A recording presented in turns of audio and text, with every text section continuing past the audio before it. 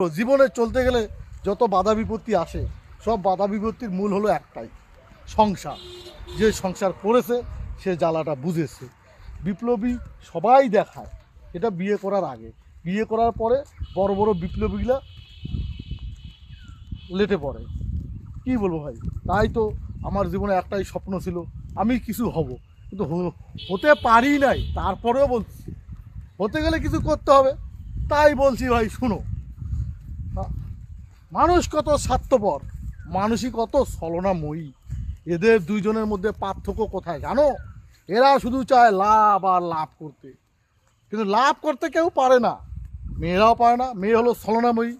ওরা তো প্রেম ভালোবাসার লাভ, আর আমরা পুরুষ যদিও মেয়েদের সঙ্গে একটু প্রেম প্রীতি ভালোবাসার লাভ করতে যাই, পরে কিন্তু ব্যবসার লাভে যাই, টাকা লাগে টাকা লাগে টাকা লাগে।